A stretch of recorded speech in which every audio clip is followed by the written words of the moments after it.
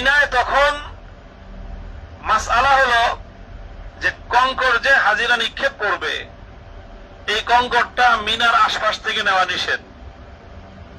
কঙ্কর নিতে হয় মুজদালিফার মাঠ থেকে। কেন?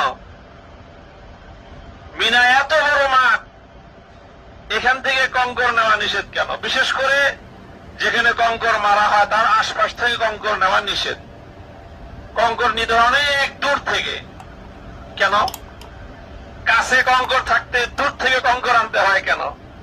সুন্নত হলো দূর থেকে কঙ্কর আনা, কাছে থেকে কঙ্কর নেওয়া এটা সুন্নতের খেলাফ, নিষেধ। কারণ কি? কারণ হলো যারা কঙ্কর নিক্ষেপ করে, যারা কঙ্কর নিক্ষেপ করত, সেই কঙ্কর নিক্ষেপকারীদের মধ্যে দুই রকম কঙ্কর হয়।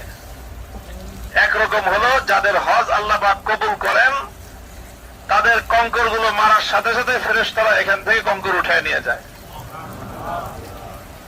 আরেক হলো যাদের হজ কবুল হয় না, তারা কঙ্কর মারে, কঙ্কর জমিনের মধ্যে পড়ে থাকে। তো আশেপাশে যত কঙ্কর থাকে এগুলো সব হলো প্রত্যাখ্যাত কঙ্কর, যে কঙ্কর আল্লাহ কবুল করেন নাই, অভিশপ্ত কঙ্কর। এই জন্য এই কঙ্কর নিয়ে আবার দ্বিতীয়বার মারা নিষেধ।